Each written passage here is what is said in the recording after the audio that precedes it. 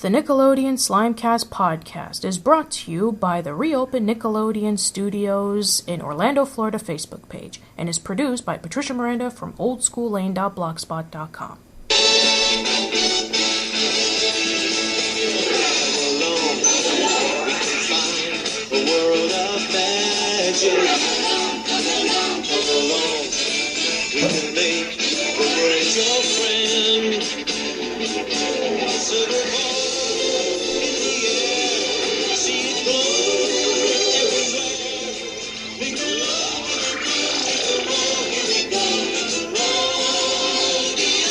This channel is recommended by the National Education Association. Welcome aboard to this week's episode of the Nickelodeon Slimecast podcast. Now, some of you won't even know who I am. Well, if you regard on episode 10 of Old School Lane Casual Chats, I am simply known as Patricia, the co-founder of the blog Old School Lane, dedicating itself currently to a Nickelodeon tribute. And I also had the dubious honor of interviewing a good portion of the admins from the reopened Nickelodeon Studios Facebook page. Now, the reason why I'm here is because I decided to offer an assistance to the page. With doing so, I'm going to be helping them with their podcast. Now, here's a couple of rules of what we're going to be doing. Every 2 weeks, we're going to be having ourselves a podcast so we can keep things concise and consistent. Also, another thing, we're going to be having a special theme. Now, the special theme obviously would include, depending on what the theme is, it's everything Nickelodeon related. So, expect to hear a lot of fun topics on that. And joining me this time around is admins Gabe. What's up? Connor. Hello. And Jake. Hola, mi compadre. There he is.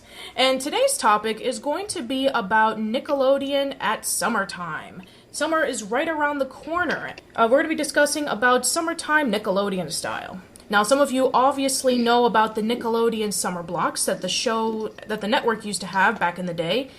Now, there have been many different types of Nickelodeon summer blocks. Some of them even started way back in the 80s. The one that most people are associated with when it comes to the summer block is the 2002 Nickelodeon Summer Beach House. So, let's start talking about that. So, guys, okay, so let's start off with Gabe. What would you say is your fondest memory with Nickelodeon during summertime? Sorta like all the Spongebob marathons they would air during the summer. They never really aired any other shows that I really remember. I sort of remember Camp Gas, like with Rocket Power and everything. But I don't really remember Gas that much. It was only that little bit. Right. And for some of you who may remember, GAS stood for Games and Sports, which is basically a specific block that would dedicate itself to showing Nickelodeon game shows and shows that involve with sports. Some of those included all the classic Nickelodeon game shows from the 80s and 90s, such as Double Dare, Finders Keepers, Guts, Total Panic, Think Fast, Move Your Shorts. Yep. Guts. Yeah, they had every game show. They had You're On, I believe. Yep, they had You're On. They had Nick Arcade, Get the Picture. Mm-hmm. They had basically every game show. Yeah, pretty much so, actually. Global Guts. They had Scaredy Camp. I'm not 100%, but I think they had Scaredy Camp. Yes, they had Scaredy Camp and they had Robot Wars. The last one that they showed right before Gas closed was Splat. What about Game Farm? I could have swore they had Game Farm too. Yeah, but it was very short-lived. Unfortunately, Nick Gas shut down around 2007, and then around the Dish Network in 2009. So, yeah, that's a really good one. In fact, when it comes to sports in summer, they basically mesh each other very well, which is always really nice to see when other kids go out there and play sports.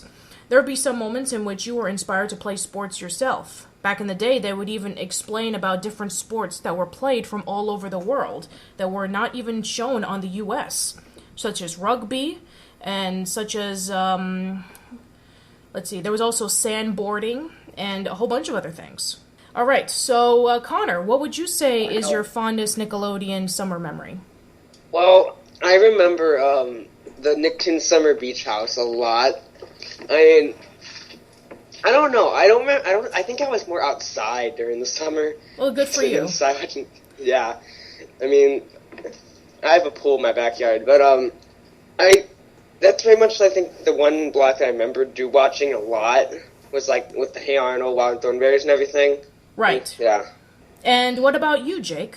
Well, I remember usually during the Worldwide Day of Play, they would do that in the summer, and I usually would just change the channel and just watch Nick Gas and just realize Play an hour a day. how badly, yeah. So yeah. Okay, that's great. Now let me ask you something. Now, there have been a lot of Nickelodeon's summer blocks, but why do you think that out of all of them, the 2002 Nickelodeon Summer Beach House was the most infamous? The theme song.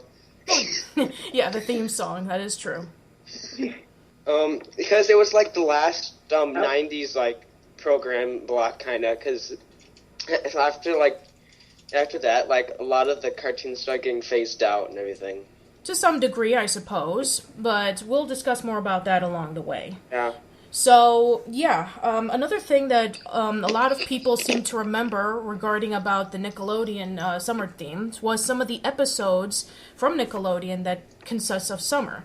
One of the first ones that most people remember is the Rugrats episode in which when Chucky first receives the sea monkeys, they go off into the beach and Chucky and Tommy try to set the sea monkeys free.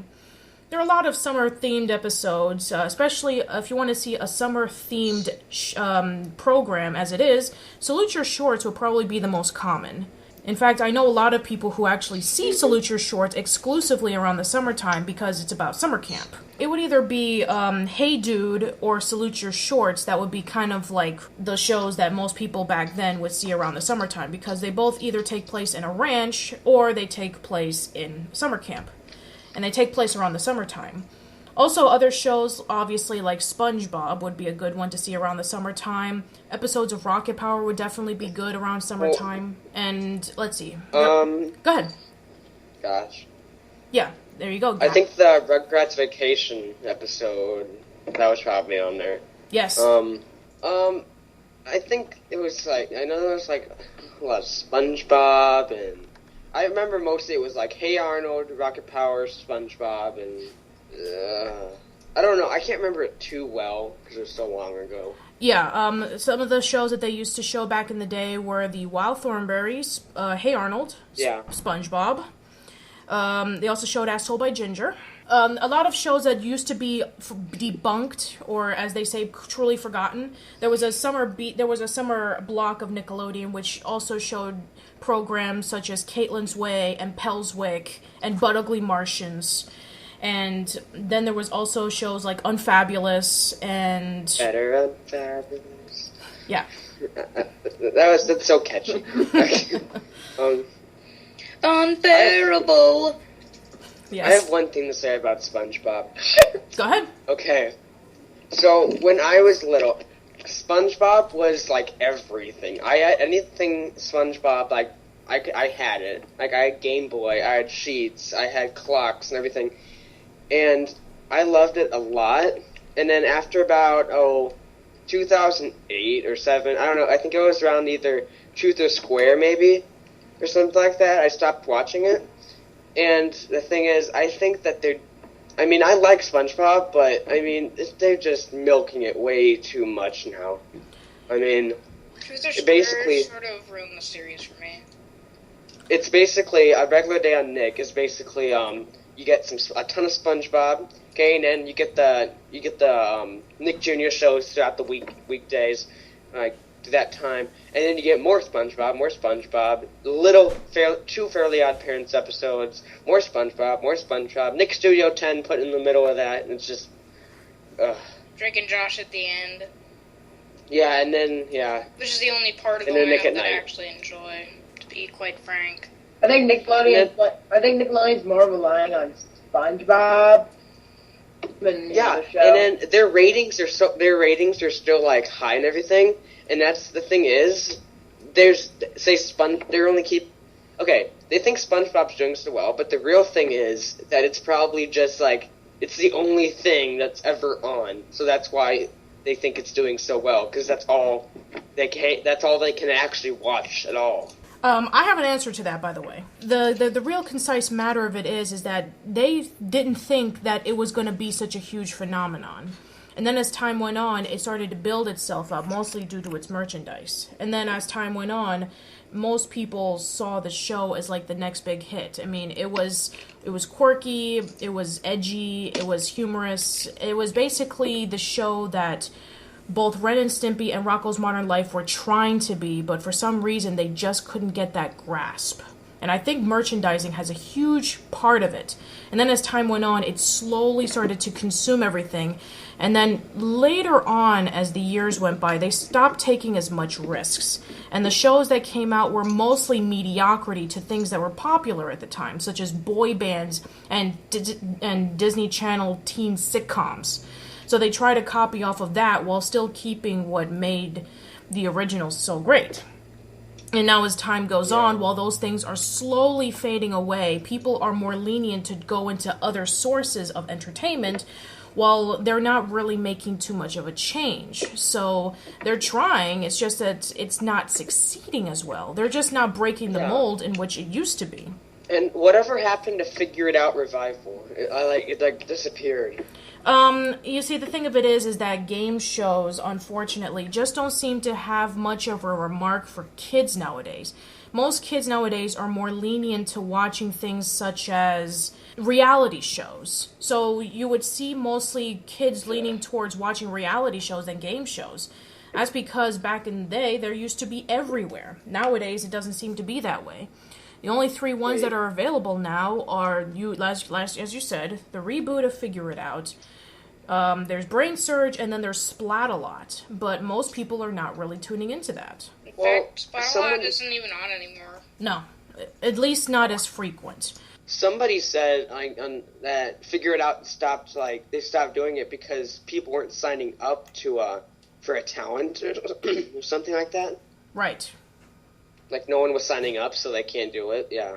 Well, that could be the reason, but then again, you also have to consider that, you see, many people are trying to be lenient towards trying to expand the acting of the teen actors that they have. Most of them have gotten pretty old, and it just looks really awkward to see them interacting with the new, younger kids.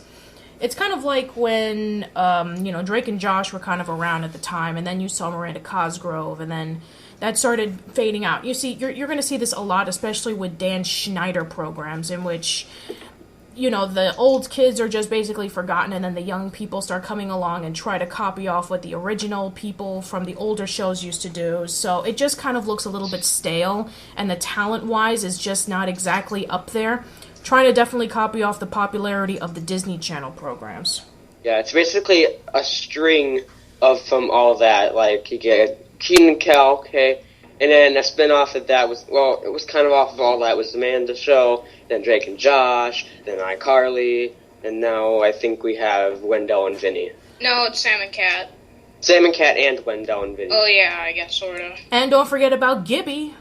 Oh. Yeah. No one's ever really talked about Gibby. To tell you the truth, I don't think that, I really don't think that he needs to be on a show anyway. I mean, who really liked that character? He wasn't really there all the time, so... Yeah, I know why Dan Schneider has gotten to be really popular. So, because he just makes all these teen sitcoms that were basically quote-unquote spin-offs of the original ones. I can see why he's still popular to many people, and why many people were sad when iCarly ended and when Victorious was cancelled. We'll just see how it goes. I mean, if you've already listened to my videos, you already know how much I hate Dan Schneider, so I'm not really going to get into that. What were we talking about again? We were talking about summer, right? We were talking about... we sort of got way off track. Yeah, trust me, this is going to happen a lot. So... I have one question. Sure. Where is Jacob? Like, Jacob at... Jacob could not join us. With a Y. He's at his dad's. Oh. He had to go back, I guess, so... Huh. Yeah, so that's all we can say. So, yeah, maybe he'll be on next time.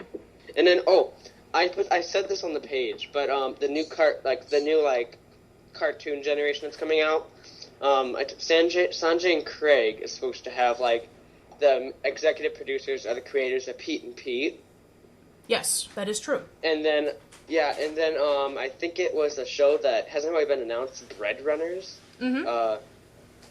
It's like, I forget, like, the main, like, a big person's involved, but, like, the creators and everything are, like, have really influence on the 90s programming of Nick, and, like, I feel like it might be, like, the regular show of Nick, because it's, like, two buddies and everything, and...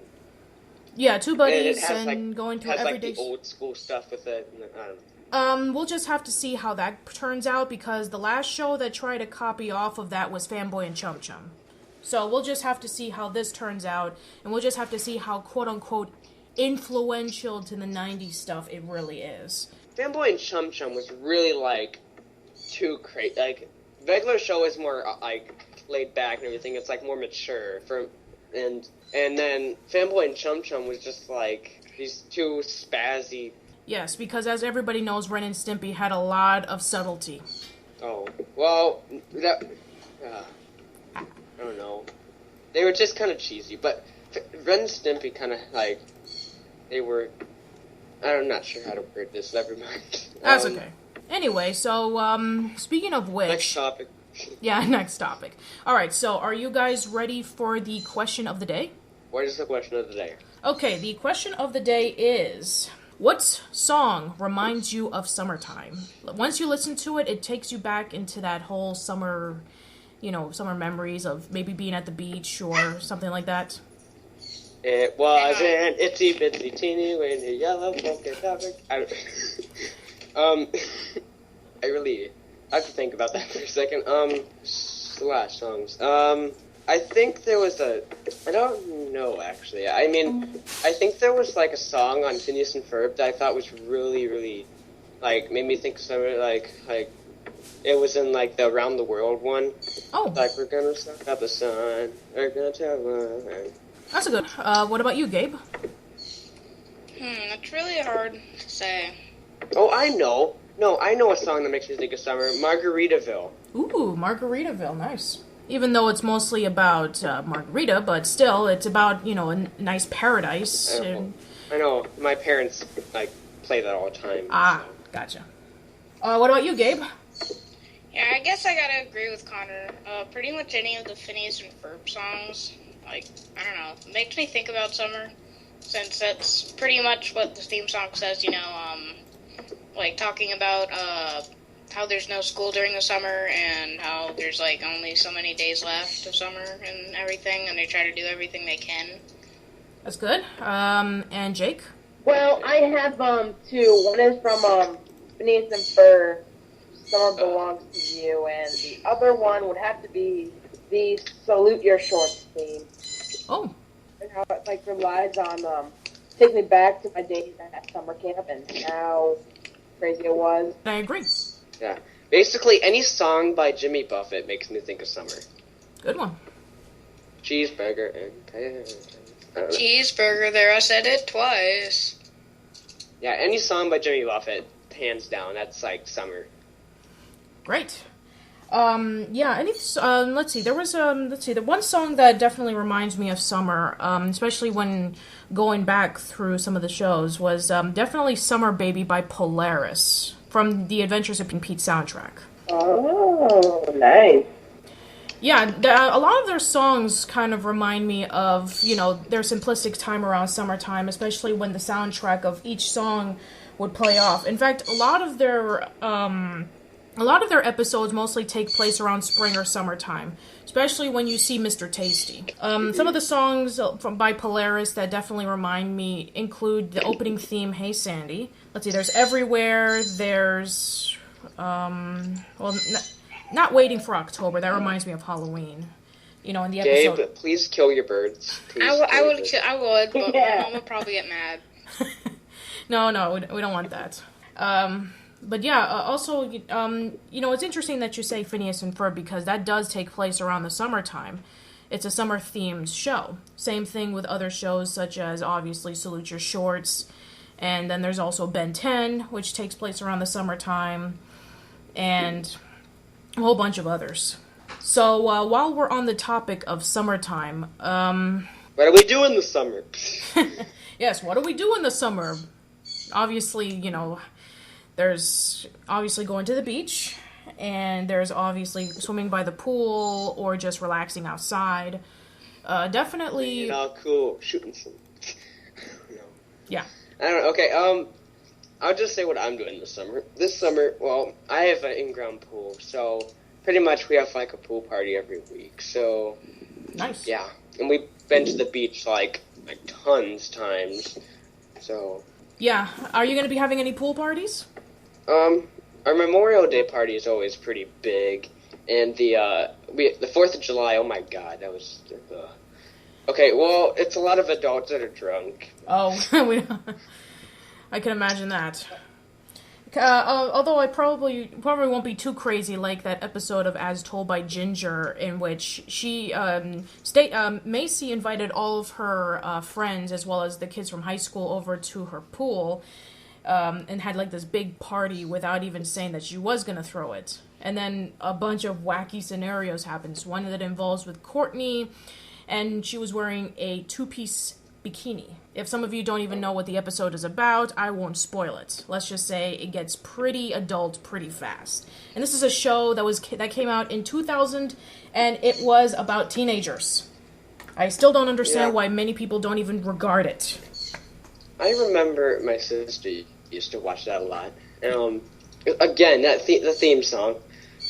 Right. Theme songs are so creative. I think they are. The reason why is that people actually take the time to write it, and if they don't write any words to it, they actually have to have a catchy theme in order for you to engross on what you want to listen to. I've said this before I had a list of the top 20 Nickelodeon theme songs that I really like, and the top 10 that I really hated. Whatever, off topic.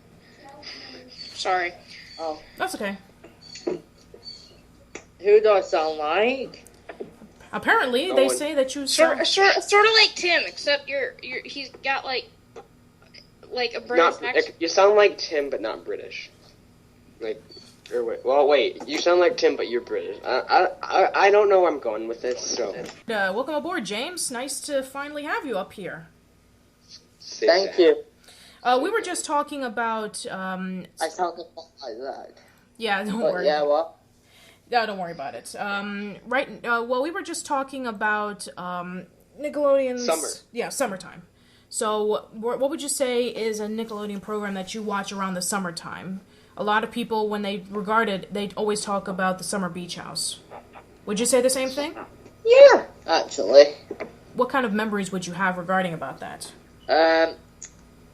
I think they were great. They showed a lot of wild thornberries, Rugrats, Spongebob, and all sorts. I thought it was a very great block, and it's very creative. I think that they should maybe bring it back, maybe on the 90s block or something.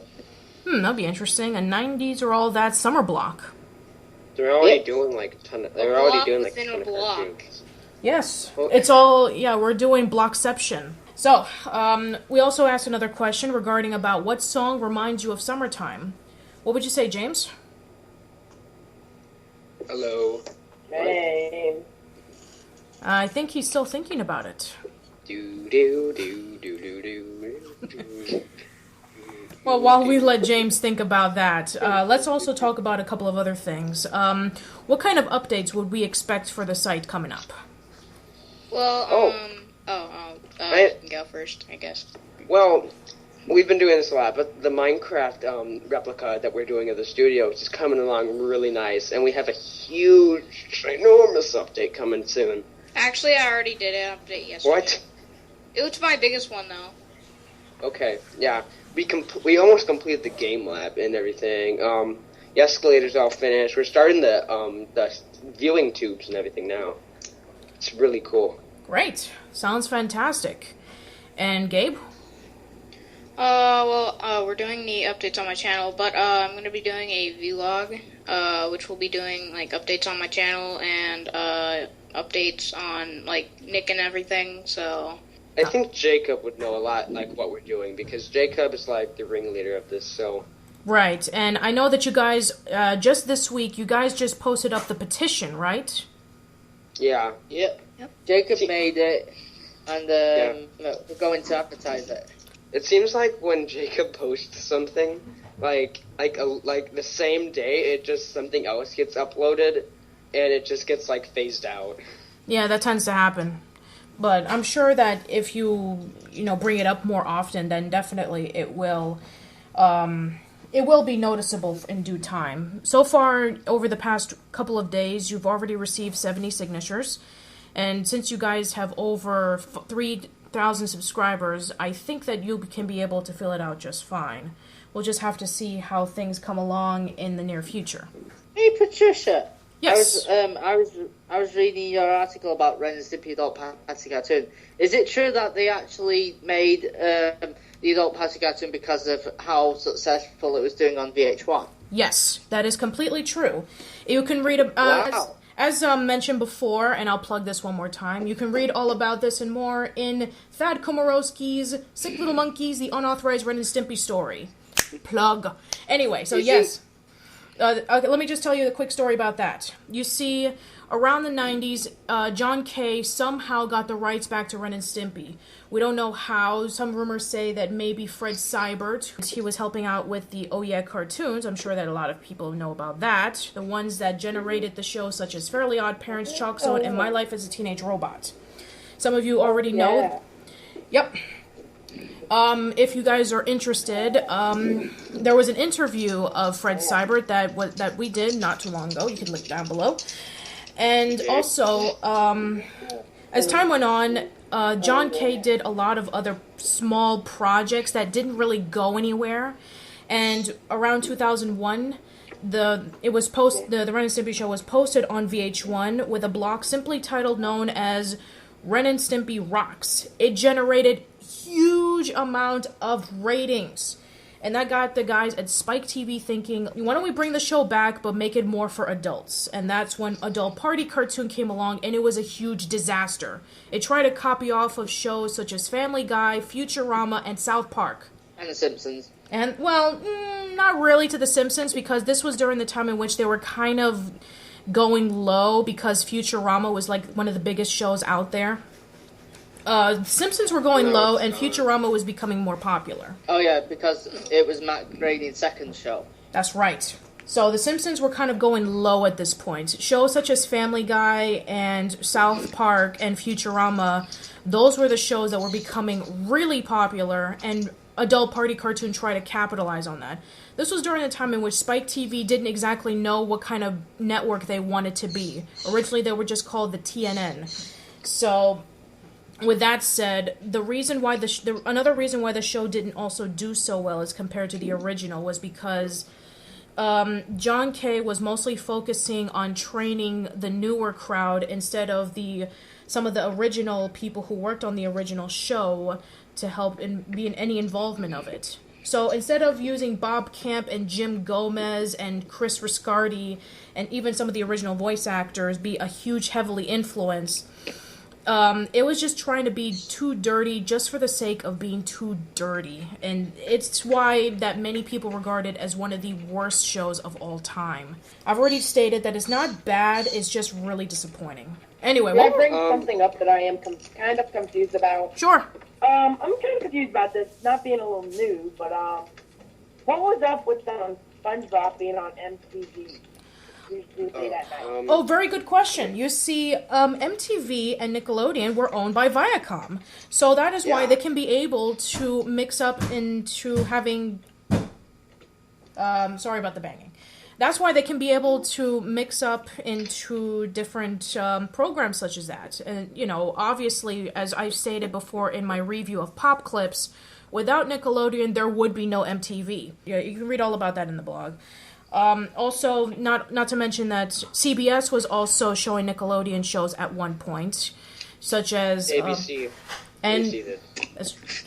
That's true. I mean, then again, Disney's Doug doesn't exactly count because Disney bought the rights for Jumbo Productions around 96, so... Yeah, they still air it on the block, though, too. Yes. Is Doug Is Disney's Dog a spin-off of Dog, or is it more like a continuation, to be exact? It's more of a continuation because it takes place 3 months after the original Doug ends. I know They've that changed a lot. Yes, and I've actually already reviewed it, and So it's pretty much just the next school year? yes, it is just basically the next school year. I think Ren and Stimpy's Adult Party cartoon was originally supposed to be new episodes of the original show, but then eventually they turned it into an adult spin-off. Am I correct? Some of the episodes that were originally going to be in the old Ren and Stimpy cartoon did end up making it an adult party cartoon, such as Fire Dogs 2, and then there was Ren Seeks Help. And yeah, a good number of the original episodes that never made it into the original show did end up in an adult party cartoon. In fact, he had Wasn't Ren Seeks Help a season 5 episode? Not necessarily. No, that's Ren Needs Help. Okay. Ren Seeks Help is a little bit more complicated. Just really, really complicated. Is Thad good friends with the Ren and Stimpy crew? Thad? Thad Komorowski. Well, I don't know about how they are with friends per se, but I do know when I talked to Thad that he interviewed over 40 people to, voice actors, production crew, artists. He basically interviewed them, and I don't know if he talks to them from time to time, like Matthew Klickstein talks to, like, let's say, Jason Zimbler or Jessica from Wild and Crazy Kids, but I don't know. I think he just talks to them like a journalist and a writer should, just for business purposes and finding out what he really needs to know about in the book. Oh, yeah. Like interviews. Yeah, basically interviews. I don't know if he meets up with them, like, for dinner or for a show, just like Matthew does for some of the people that he's interviewed. But yeah, Thad is a really great guy, and I think he just did it for interview purposes, and he has a lot of respect for the Ren and Stimpy show and for a lot of the people who were involved in it. It's just a shame that he never got the chance to talk to John Kay. You can know about why he didn't in the intro to the book. Did he never get a chance because John Kay was too busy? No. Let's just say it was partly due to Thad's immaturity. That's all I'm gonna say. If you want to know more about that, read the book. All right. So, you guys have any other questions or comments right before we can conclude? Well, I looked up, like I always do, Nickelodeon on news on Google. I guess Miranda Cosgrove just finished her first year at college. Oh, yes, that is true. Yeah. Which is great, by the way. Yeah. And then, there was also along with, Invader Zim. I guess the creator was stopped by Nickelodeon this past week or something. Yes, that is true. There is a possibility of Invader Zim coming back, but I don't know. You see, Jonan Vasquez has a reputation of starting projects and never finishing them. He did the same thing with Squee and with I Feel Sick, so I doubt it that if he ever does bring Invader Zim back, he'll even finish it. Although there were a couple of episodes that were never released, so who knows, maybe that'll happen. Or maybe he's called for something else. We don't know for sure, but we'll definitely let everybody know what it is when we find out more information. Yeah, and people were saying that Invader Zim actually ended because there was the bloody Gur in the theme song. Wasn't that a creepypasta? No, not necessarily. You see, there was actually. No, I actually, when my friend was over, we went through it frame by frame, and it was there. Yes, it is true. There actually was a scene in which Gur was covered in blood. And coupled with that, plus the low ratings, and the fact that adults just really were uncomfortable of showing the program to kids, that's why it was eventually canceled. It was basically the Ren and Stimpy of its generation, which eventually my cohort Kevin and I are actually going to be debating on our new podcast, Old School Lane Debates, on which is the better show. So tune into that this coming summer. Yeah, and then Jacob, I think, has something that I know he's been talking about. I'm not sure if I'm supposed to release it, but I will anyway, because it doesn't really matter. as he's going to be doing it really soon. He's probably already said it before, but he's going to be sneaking in to Nickelodeon Studios this summer. Oh yeah, you already said that. Okay, yeah, he's going to Orlando, and he's going to go in, and he's going to give us complete, I'm talking about, like, every square inch of that place, coverage of every single thing in there. Sounds great. If he can, at least. That sounds and then great. he said Blue Man Group actually has very secret tour that they do, that goes through the building. Not sure if this is true, but he said it's like the Blue Man VIP something tour. Yeah, I think it was called the Blue Ferrora or something. Yeah, I don't know, but he's gonna do that, and I think, and then he said he's gonna go all over the place, just look at everything, and just take complete pictures of everything he can find. He said that the Nickelodeon logo that was actually above, like, the entrance to the queue, the Nickelodeon Studios logo, that is actually still in the studios. Like, he said it through, he knows someone that works at the studios, that it's in like the catwalks up above stage 18. Wow. Somewhere. Yeah, that's pretty. And then there's the rumor that stuff is hidden around. There's still stuff hidden around the studios. Like, the Nickelodeon sign is hidden inside of the Mummy Ride queue in the crate. That's a rumor, but he said that he got it confirmed by a person who works at Universal, so I don't know. But, yeah, expect complete coverage this summer, next month. Huh. That would, yeah, I can't wait. That would be really interesting to see. All right. Yeah. So if any of you listeners are interested in my personal picks of stuff to see during the summertime for Nickelodeon, it is obviously a couple of episodes of Rugrats, obviously the one that involves with Tommy and Chucky and the Sea Monkeys, and obviously when the gang first enters into... Yeah, it's a great episode. And also it involves with the gang going into the indoor pool, which is another one. Then there's also the episode in which it's a really hot summer day, and they meet up with Abul, or something like that. The little Indian baby, something like that. Then there's also an episode of Doug, in which it involves with him going to a pool party with Bibi. Then there's obviously Salute Your Shorts, every single episode, obviously, because it takes place around the summertime. Some episodes of Pete and Pete, obviously, that involves with Mr. Tasty, because we all know that it takes place around the summertime. And then there's also episodes of, obviously, Rocket Power. And, you know, due to the fact that there's a lot of surfing, there's a lot of extreme sports... Just don't watch any episode that involves with them skiing or snowboarding, because then you're going to be reminded of winter. And from what I know, Canada is still getting a lot of snow up there. So let's not pour into it. Let's just say it's just been a really weird season. I remember one thing that's weird. Like, I forget where I saw this, but they were making fun of Rocket Power and, like, how these kids are pro at every single sport. Yeah. And, like, it's, like, impossible or something. And then I have a thing. What are you guys' thoughts on the Memorial Week on the 90s, all that coming up? I think it's a good idea.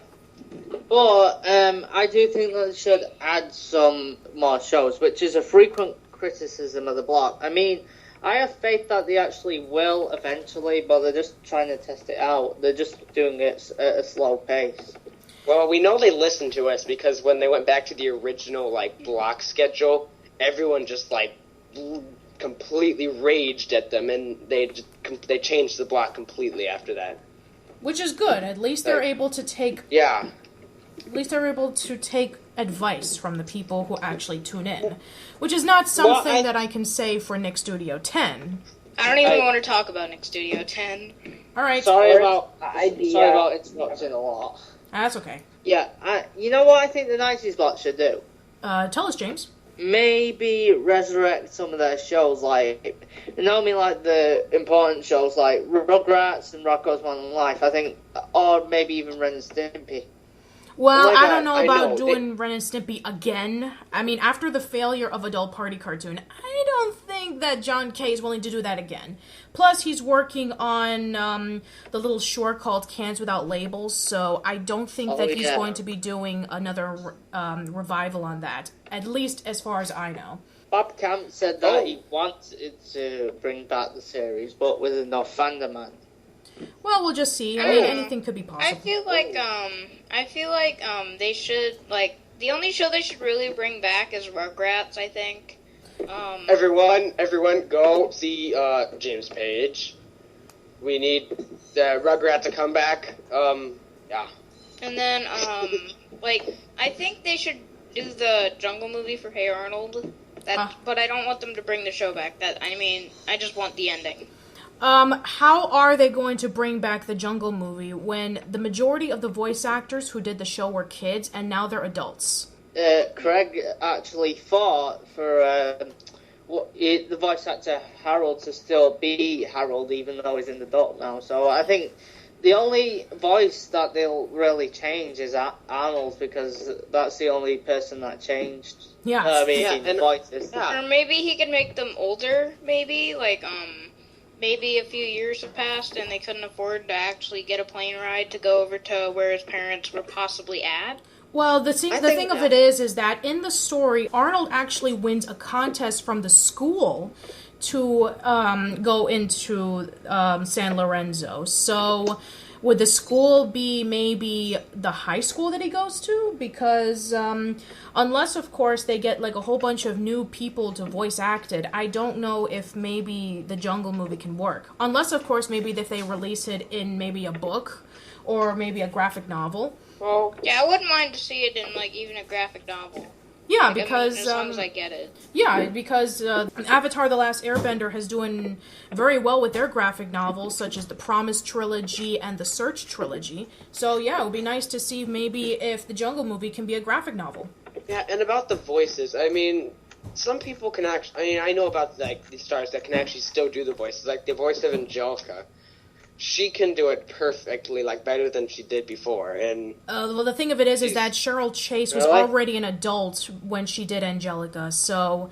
And the person who did the voice of Helga was already, like, a little kid, almost preteen. I've heard that Cheryl's a really nice person in real life. It's funny because she plays Angelica, but she's actually really nice in real life. Yeah, also she did a lot of voices for the Ren and Stimpy show, like she was like the wife, and like a whole bunch of other female characters, so... And a real life voice, from what I've heard, sounds like Angelica. Yes, it does. It's just tweaked a little until it sounds a little bit more younger, but I hear that she's really nice in real life. Yeah, and her voice is similar to, like, like how Brian's voice is the same as Seth's, and Candace's voice is the same as her voice actress's. Yeah, pretty much. There are some voice actors who can be able to tweak up their original voices to make them sound different.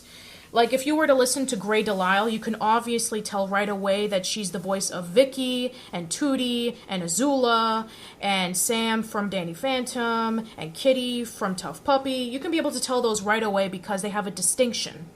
But then you have people like Rob Paulson, in which his voice can be hidden very well. You can't tell that he was Jack Fenton and the Box Ghost from Danny Phantom, and you can't tell that he was both Mark Chang and Mark Chang's father from Fairly Odd Parents, or the fact that he was also Gordon from Cat Scratch, or that he was oh my god, that was a great show. I like that show. Oh. Yeah, very underrated in my opinion, Cat Scratch. Many people don't really talk about it too much because it came out around the same time as Avatar. So, I didn't really watch Avatar. Avatar's awesome. You must watch it. Everybody has their opinion. The thing is, I wasn't really into that kind of, like, those big, like, story kind of things. I was more into, like, SpongeBob and, whatever else was on. Oh, I get it. You're into more of the shows in which they had, like, different recurrences of episodes in which it didn't really stick to an actual plot. Yeah. Kind of like Looney Tunes and kind of like the majority of the Nicktoons at the time, right before As Told by Ginger came out. So, yeah, and people bash at me for this, but when I was a kid, I actually never watched, that's okay. Teenage Mutant Ninja Turtles. Nah, that's alright. Yeah. I actually, I think that speaking of cartoons, I think that Rugrats would actually work as a revival on the block because it has a bigger fan base on the block, and it would do well on the block because. Yeah, and I mean, people are always talking. Like, goes a lot of people start talking about it on Twitter too, and like, there's like tons of people talking about it when it's on Twitter. When it's on. Exactly, and also, I'm not being rude or anything, but I do think that partially, I don't think it was completely toned down because there was still a bit of adult jokes in it, but I think that Nickelodeon was trying to tone the show down to appeal to a more kid-friendly audience. Well, the reason why is because when the show was canceled the first time back in 1994, when the majority of the writers left, they started bringing in the new writers, and they felt that they had to tone the show down a little bit, mostly due to the fact that they wanted to keep it more family-friendly. You see, the first 3 seasons of Rugrats were not the Rugrats. It wasn't the show that Arlene Klasky and Gabor Chupo wanted it to be. Paul Germain was the main focus on why the 3 seasons were the way they were. Also, other writers such as Joe Aslambeer and Craig Bartlett and a lot of the other people. They wanted to have the babies more articulate and smarter than they appear to be, which was not the thing that Klasky and Chupo wanted it. They wanted it to be more fun. They wanted it to be more friendly. While Gabor Chupo did say that he wanted to add the pop culture references for the adults, the whole characters with the babies was supposed to be for the children. So when Germain left to do Recess and Lloyd in Space, then Klasky and Chupo were able to get a lot of more freedom of what their show wanted to be, which is why most people regard the first 3 seasons to be the one that most adults liked, and the later seasons to be the one that people who grew up with the show originally liked. So it's kind of ironic though, because at the same time, the first 3 seasons are what are considered to be the best of SpongeBob as well. Except that people don't think that Rugrats went that downhill as much as they did SpongeBob. I think maybe the reason why is because, like SpongeBob now, people were getting really burned out on Rugrats, and then they started leaning towards all the other current Nickelodeon shows that we see now, such as SpongeBob and the Fairly Odd Parents, and all the other shows that were coming out at the time that were generating a bigger fan base. So eventually, the ratings of Rugrats started to become low. I think the one thing, in my opinion, that killed Rugrats was Rugrats Go Wild. I actually found that movie a bit of a guilty pleasure. I mean, it wasn't perfect, but I did like parts of it. But I haven't even seen it. Well, I'm going to be talking about that next, and let's just say I don't have anything nice to say about it. Yeah, I think SpongeBob actually kind of ruined Rugrats, because, after SpongeBob came out, it's such a huge hit that they started focusing on SpongeBob, and then Rugrats just, died a little bit after, a few years later and everything. I personally think it was SpongeBob that killed Nickelodeon altogether. Well, some people say that. No, every single personally, thing I don't think it was Nickelodeon. I don't think it was really SpongeBob. I just think it's the way the network was being managed. It's just that Simon Zargami. When SpongeBob was, it's mainly it's just when SpongeBob. Okay, you can go first.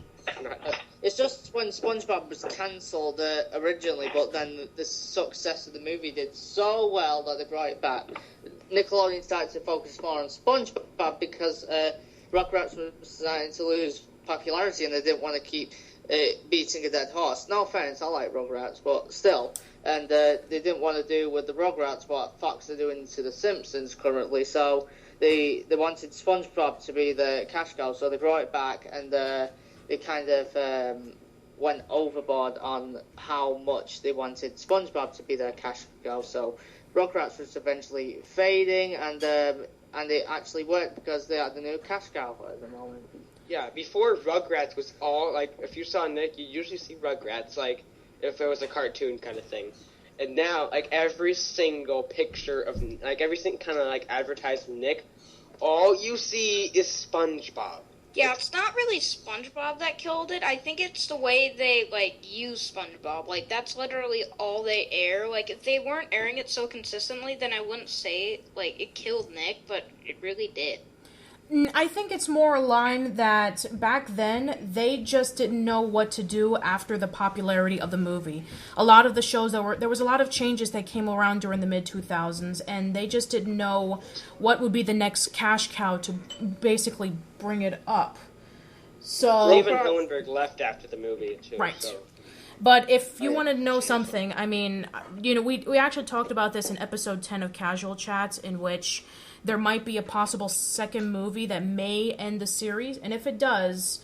yeah, there is a second movie. Yeah, the second Praise movie... the Lord! Yes. But... I think, what was I going to say? I think that in 2011, Rugrats' popularity started to soar again in 2011 when it was brought on the 90s block. Yeah. In a similar way that Family Guy and Futurama gained their popularity on Adult Swim, except that Rugrats had a second popularity, a second chance, if you get my meaning. I get what you're saying. Yeah, and then the Super Bowl weekend did really well too. I think it would have done better if they didn't do it at the exact time of the Super Bowl, but it did pretty well overall anyways. It did. And Rugrats Go Wild, whilst I didn't hate it, I think it was just due to the fact that they were running out of steam and they'd been on for a while and they needed a bit of a break. I do think that if I could bring any show back, that would be it.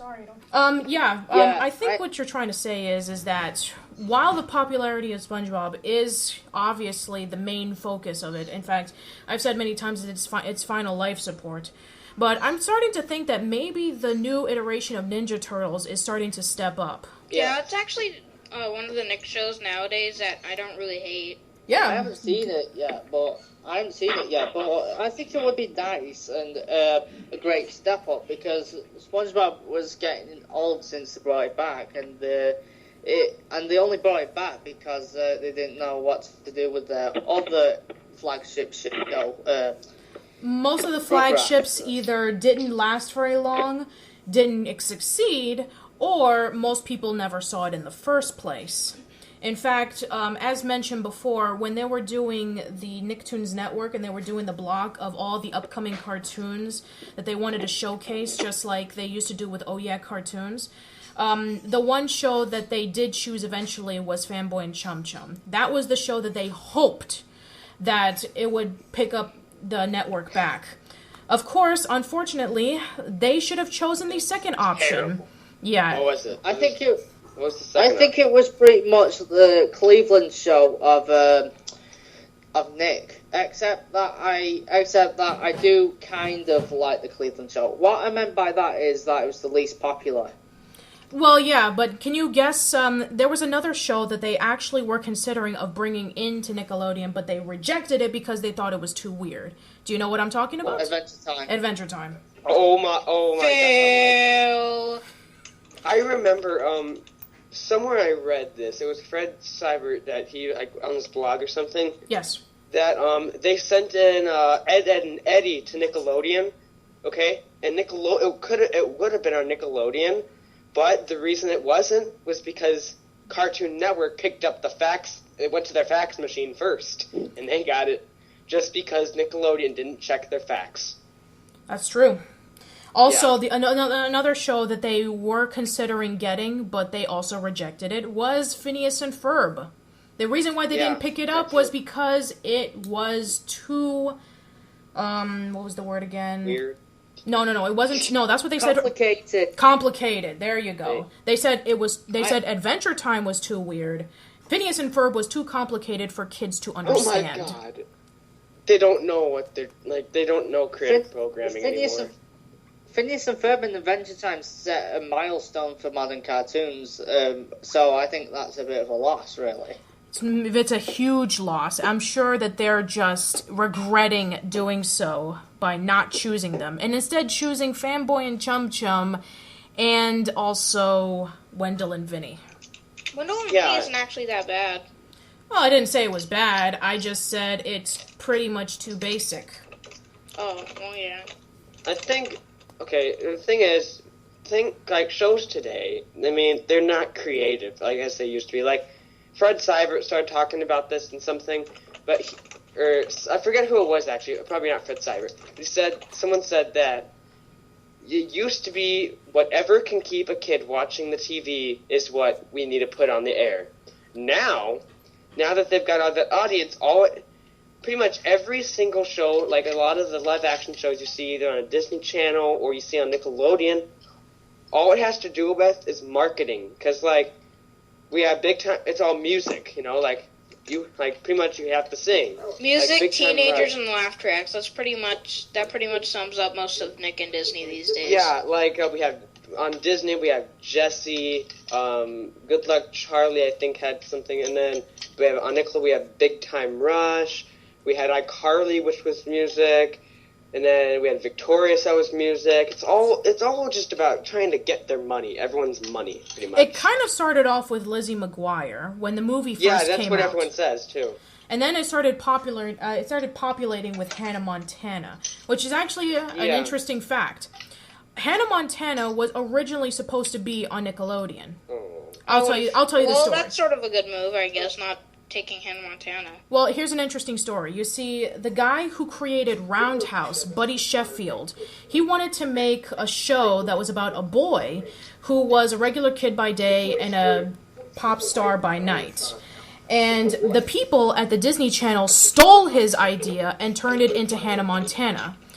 Buddy Sheffield sued them, and eventually they settled the case.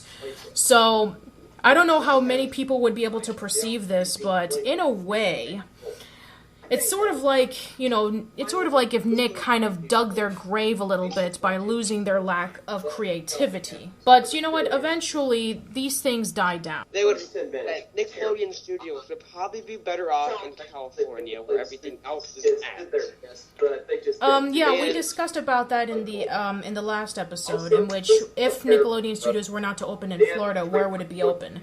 And some people said California, other people said New York. Yeah. They're actually moving their facilities to California, I guess.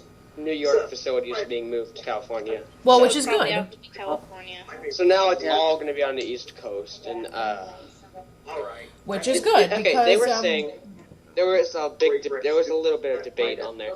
They were saying that someone on their page said that I'd have to find the post again, but they said that they really have no reason to go back there because they already have all their stuff in California, and that they left Florida because people weren't coming in. But I responded with, like, the thing is, the Nickelodeon Studios, like, on Sunset in California, all they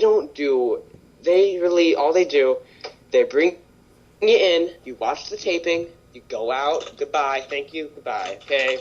Right. We don't need you anymore. And then they give a laugh track in that. They don't give tours, they don't do anything. They won't even answer your questions, probably, like, about stuff. But you know what the sad thing about laugh tracks is? Most of those laugh tracks were recorded when sitcoms first became popular in the 50s. So most likely, whenever you hear a laugh track, that person that you're hearing laughing is most likely dead. Oh my god, and like on the That's on creepy. Josh, on Drake and Josh, when you hear like the weird guy in the background, like, you've ever heard that? It's like the weird, like, it sounds like a 40-year-old guy. He's like, like, it's louder than everyone else. Yeah, that's kind of weird, to say the least. I don't know how they do their laugh tracks, but that's how it is for most But I think that if it were to open back, I think the reason was because most of the successful stuff that came out of Nickelodeon Studios in Florida was the game shows. And I was talking with Jacob about this, but most of the game shows were the ones that were popular. And, like, you get the popular stuff was, like, All That and Kenan and Kel, and Clarissa were, like, the popular live-action ones. Yes. But most of the stuff was game shows, and they left because the game shows were, like, losing. Not doing well. Yeah, this was during a time around the 2000s in which most of the game shows were canceled in less than a year. The reboot of Wild and Crazy Kids was canceled in less than 2 months. Same thing with Nickelodeon Robot Wars. Scaredy Camp didn't last a year. And, I heard Scaredy Camp wasn't that bad, though.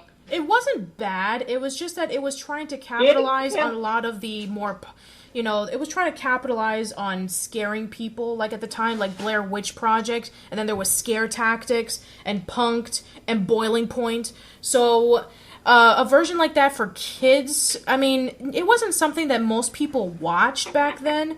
Most people were watching Drake and Josh, so they didn't really care Double too much. Dare 2000 just, like, was a complete failure. Yeah, it was a failure. It lasted less than 8 months. And if you name anything with the word 2000 in it, and you're not going to make it to 2001, which most of the times they don't, you're already going to set yourself up for failure.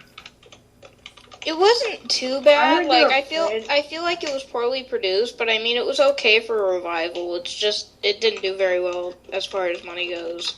The reason why... It was like Mark Summers was like an executive producer on it, I think, wasn't he? Yes. He was one of the background people. Yeah, he was on it. He was like in the production crew and everything.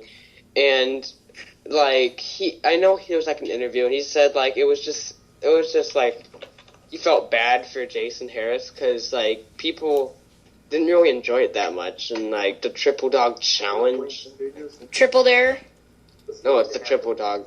It was a Triple Dog thing where you have to do It's actually the Triple Dare Challenge. Triple Dare Challenge where you could go like over the like do better at the physical challenge like more than it asks for. Yes, I think that, and compilated with the fact that it didn't really do anything else to differentiate it itself, I think that's why it turned out to be a failure. Mark Summers wasn't there, so... Well, we don't... If you're going to do a reboot of anything, we don't have to use Mark Summers to come back to do the reboot of Double Dare. Let's just say for the reboot of Figure It Out, it did just fine, and Summer Sanders didn't come back to do it. I don't know, I didn't really like it. She didn't even know about it. They didn't even...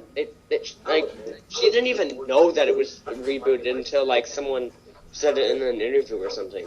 Yeah, which is not surprising.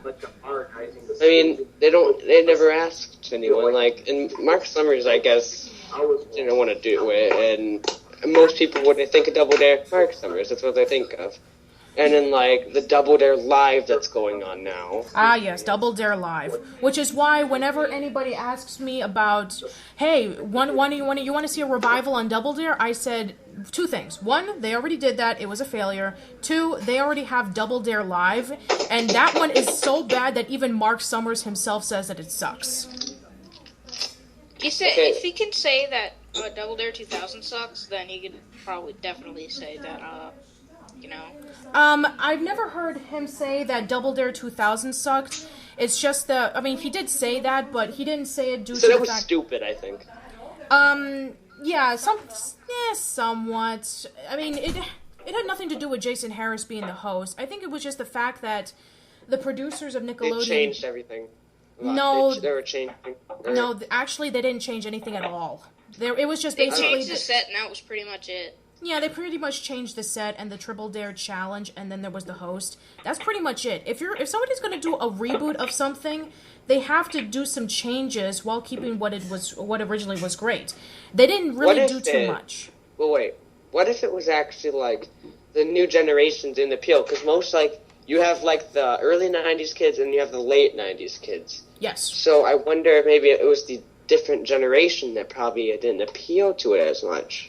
Even the kids who grew up with the earlier 2000s, they said it was okay, but then again, they would most likely not care towards game shows as much as the earlier generation would. As I mentioned before, they grew up differently, and a lot of shows were produced differently. A kid nowadays would be more tuned to reality shows as opposed to a kid in the 2000s who would be more tuned into anime-esque shows, as opposed to a kid in the 90s who would be more prone to seeing stuff like game shows and cartoons that had a gross factor. And then you had kids from the 80s who would most likely see programs that were based on toys, or movies, or comic books, and so on and so forth. So trying to play off something that came out back then, it's very delicate. You just have to do it right. Like My Little Pony Friendship is Magic. That came out in the 80s. They did some changes to it that was nothing like the original. Best decision ever.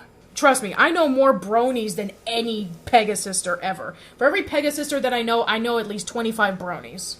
Double Dare Live, I think that... I mean, I know they don't, like, record it or anything. It looks but, like, stupid. it's not really like how it used to be. I mean, like, when you see at the end, like, there's like the blimp that has the orange stuff. When I did it back in like the 90s, it was like a lot more messy. Now it's just like when they get slimed or something, it's hardly anything. Yeah, you think that's bad? Check out Celebrity Double Dare. That's an example. Win our fabulous 1984 Mustang convertible. Yes! Thank you!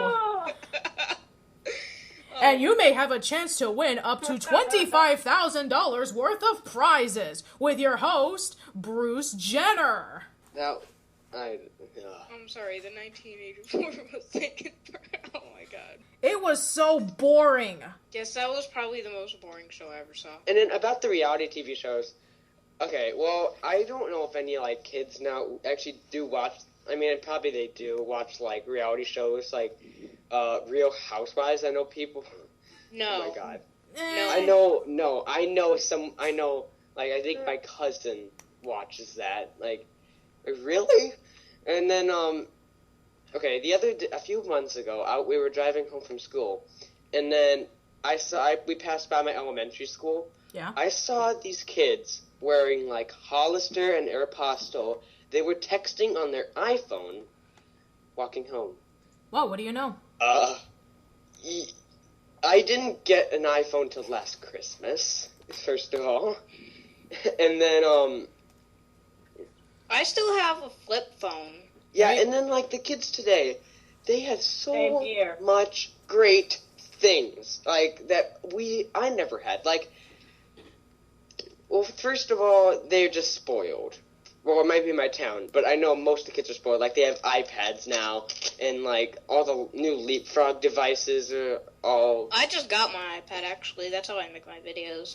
Right. Oh, but like, kids are getting iPads, and they're getting all this advanced things, and, like, what?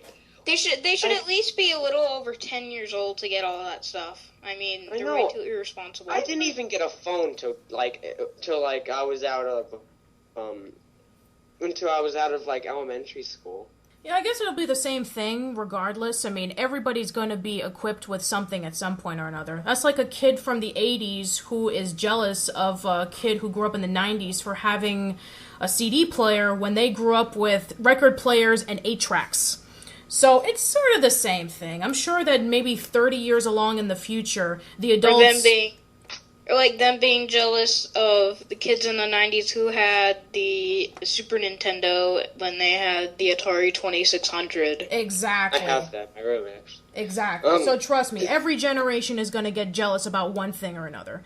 It's kind of funny. It's kind of funny, really, because whenever somebody says, you know, my parents are always complaining that their days used to be better and blah, blah, blah, blah, blah. Nowadays, a lot of people are starting to understand that it's something that every person goes through. It's a cyclist thing.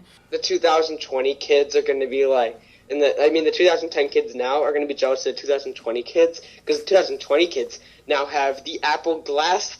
They have the clear tablet or something that's completely clear, and all they had was iPads. There you go. And also, they're going to be having laptops that only involve with an iPhone-like device in which they just push the button and a keyboard automatically engulfs into the table. It's a laser keyboard in which you can be able to type into the button. Yeah, I know, I've seen that. Yeah, they have it in Japan.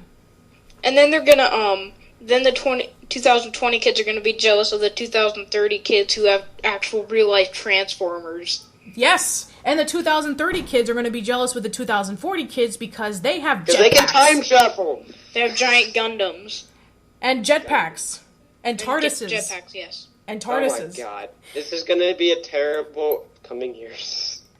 Well, regardless of what happens, we'll just have to see along it. But it's like what Abraham Lincoln says. If you want to know about the future, take it one day at a time. All right. Okay, so how long have we been doing this? We've been doing this for over an hour. I think we can be able to conclude this podcast because we're going all over the place. So yeah. Can I say one more thing? Of course. I think I discovered a brand new. What? A brand new what, Gabe? A brand new what? What are you talking about? Tape that no one has ever discovered in history. Ooh. It's really rare, and I'm gonna be unboxing it once it comes in the mail. Oh, goody Oh goody. my I'm not God. saying what it is though. Anything that you guys want to plug right before we conclude this, whatever this is? Subscribe to me on YouTube, Zombie Slayer Lou 123. Oh, anyways, I wanted to say, be sure to subscribe to 34756 for any 90s Nickelodeon stuff. And I'll be posting a lot of that. Yeah, and then, I'm gonna say this because I know James is gonna say it anyways. Go like the page Rugrats a Comeback. And then, also, tell your friends about this, because we're gonna gain some momentum. We're almost at about 2,500, likes right now on Facebook. Woo!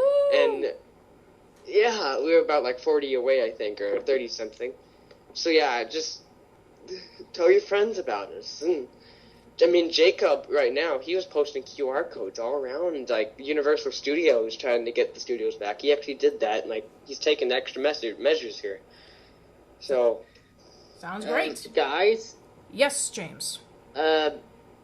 what do you think about Rugrats maybe moving to another network, like, let's say, TNIC as it is now? Oh, wait. Depends what network it is. If it's anything outside of Nickelodeon, I'd say No, it's TNIC. Well, Rugrats isn't really a teen show, you know? Unless if you want No, to count I think- All Grown Up. Yeah, but that's not really even a teen show. That's more like a pre-teen show. It should be on Nickelodeon, probably.